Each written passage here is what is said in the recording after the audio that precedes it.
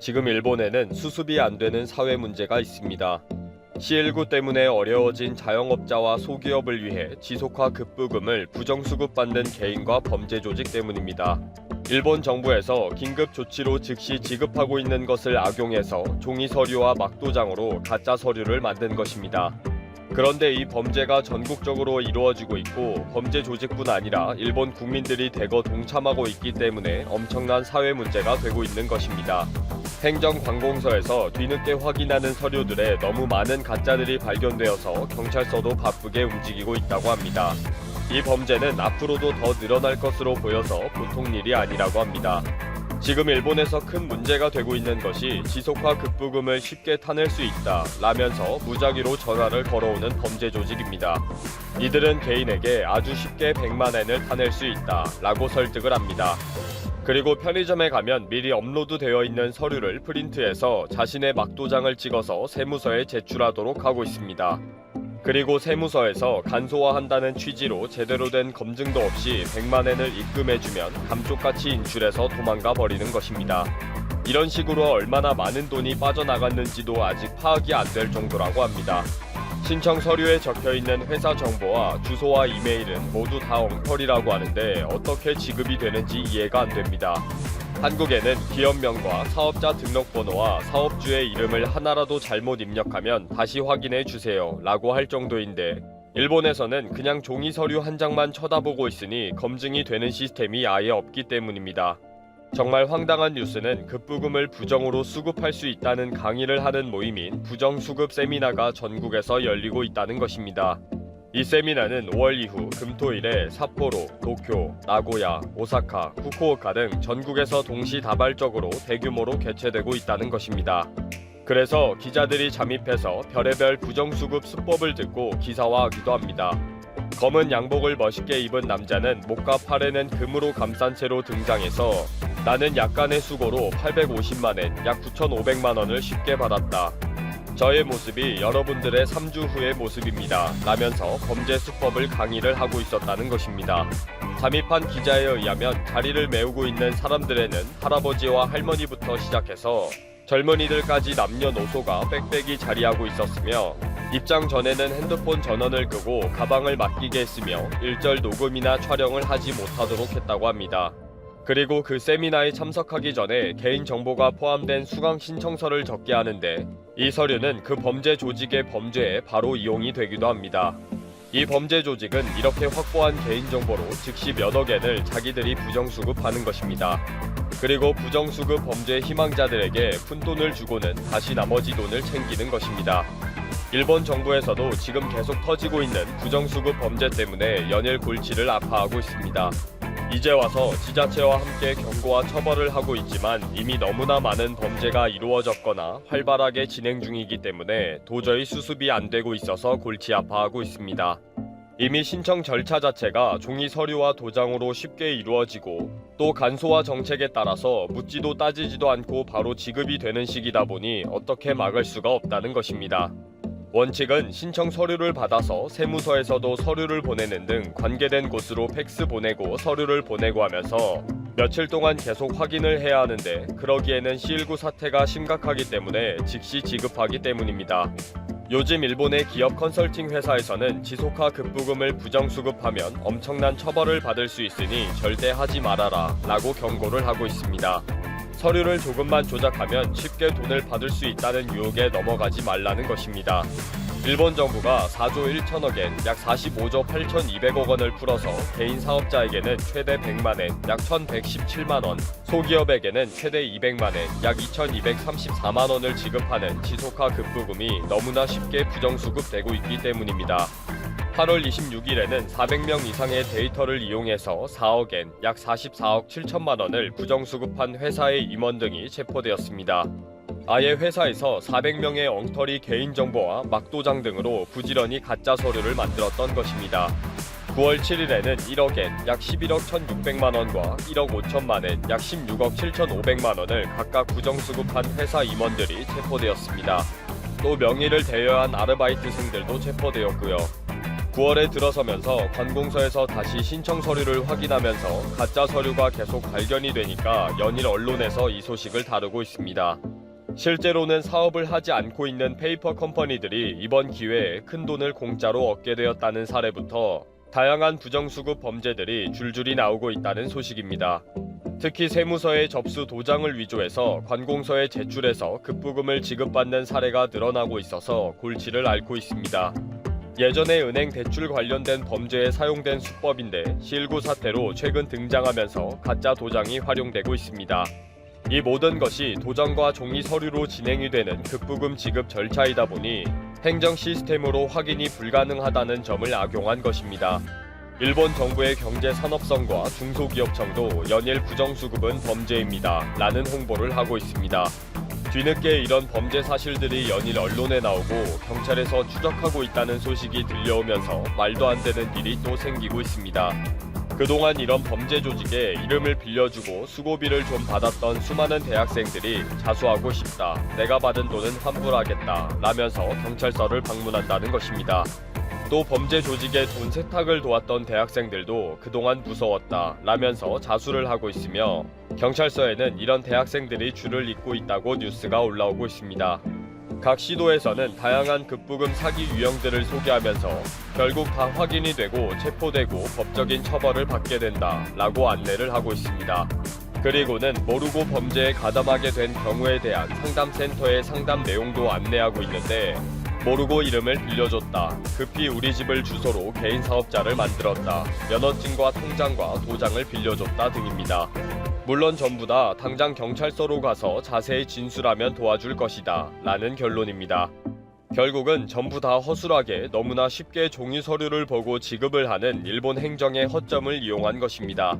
지자체의 급부금 지급센터에서는 제발 명의를 빌려주거나 가짜 서류로 신청하지 말아달라, 나중에는 서류를 확인하면서 결국은 다 적발되게 되어 있으니까 사기죄에 해당이 되는 범죄에는 절대 가담하면 안 된다 라고 호소하기까지 하고 있습니다. 각 언론의 변호사 상담란에는 대학생들은 처음부터 범죄에 가담하지 말아라, 환불로 끝나지 않는다 라고 조언을 해주고 있습니다. 이렇게 일본 전역이 이런 문제로 시끄러워지고 있는 것에는 원시적인 행정의 가장 큰 원인이 있습니다. 디지털 행정 시스템이 되어 있지 않으니까 허위 정보와 도장과 계좌를 종이 서류에 적어서 제출해도 확인이 즉시 안 되는 것입니다. 차기 총재에 출마한 스가 요시히데는 디지털청을 만들어서 행정부서와 민간의 디지털화를 지원하고 마이넘버 카드 등 디지털 정책을 강력하게 추진하겠다고 했습니다. 디지털청이나 데이터청이든지 이제 와서 서두른다고 될 일이 아닐 것입니다. 갈라파고스 일본은 이미 원시국가로 튼튼하게 뿌리를 내렸으니까요. 이자 배상 판결을 이행하지 않는 일본 기업의 자산 매각 절차가 오는 4일부터 본격화되는 가운데 일본 정부는 보복에 나설 뜻을 분명히 했다. 강제동원 기업 자산 4일부터 현금화. 일본의 보복이 현실화할 경우 한일 관계는 다시 역사 문제가 경제 보복으로 이어지며 파국으로 치닫을 가능성이 높다. 신일철 죽음의 자산 현금화가 이루어지면 일본 정부는 대항 조치를 취한다는 방침이라며 다양한 내용이 논의되고 있다고 2일 보도했다.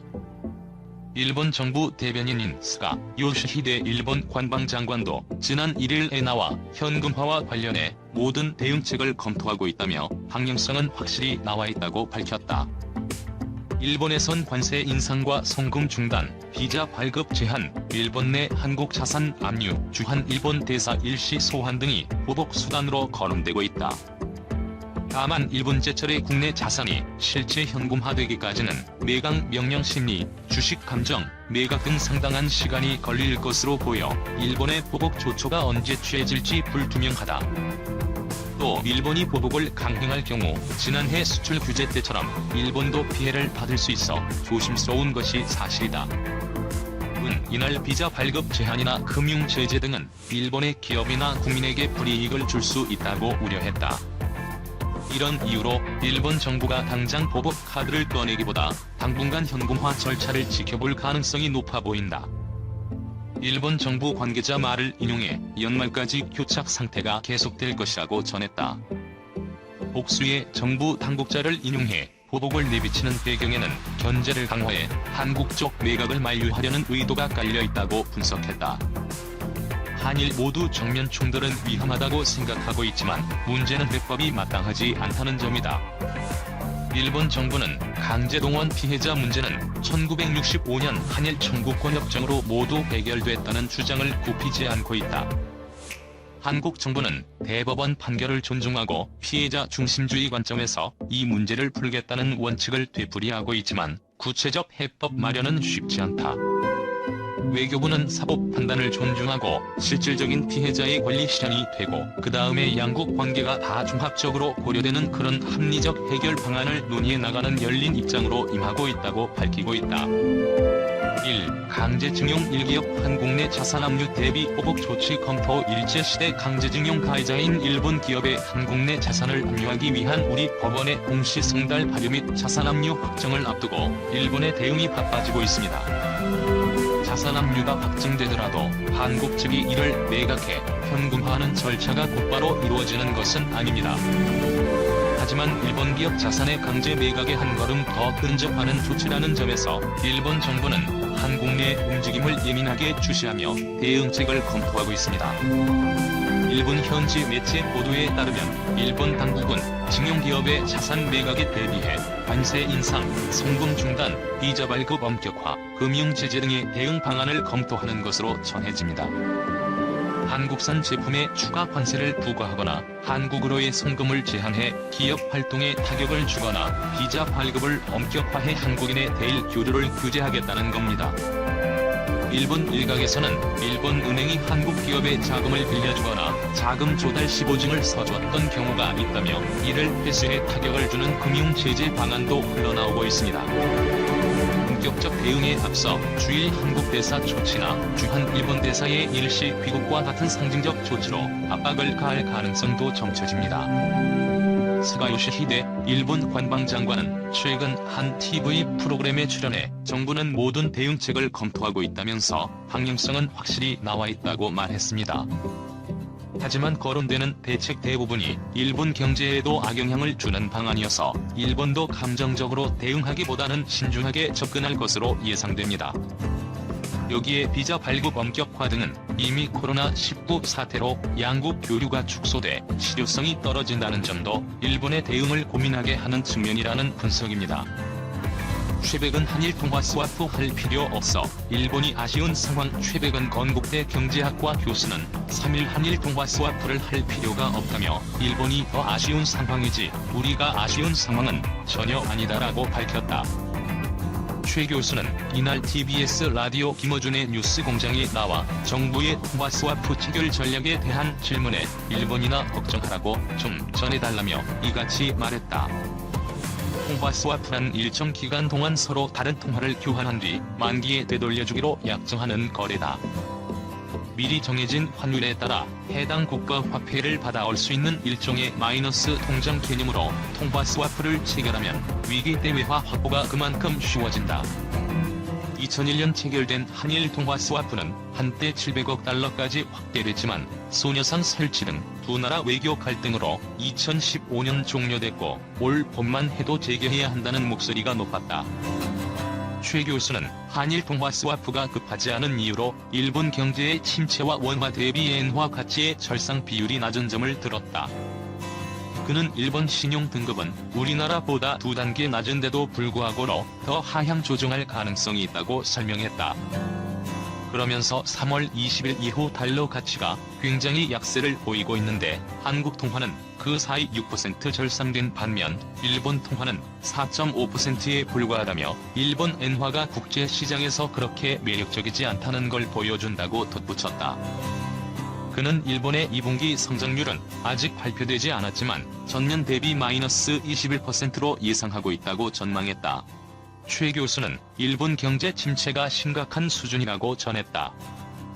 문제는 이 수치가 일본이 경기 부양을 위해 일본 GDP 43%에 해당하는 2,661조 원이라는 돈을 투입하고 얻은 결과라는 게 최 교수의 지적이다. 그는 경기가 어렵다 보니 여행 지원도 계속 강행하고 있다고 설명했다. 강제동원 피해자 배상 판결을 이행하지 않는 일본 기업의 자산 매각 절차를 앞두고 일본 정부가 보복에 나설 것을 예고하고 있는 것과 관련 최 교수는 우리는 방어할 능력이 충분하다며 수출 보복보다 더 효과가 없을 것이다라고 강조했다. 최 교수는 오는 9월 만기 예정이었던 한미 통화 스와프가 6개월 연장되는 것과 관련해서는 긍정적 평가를 내렸다.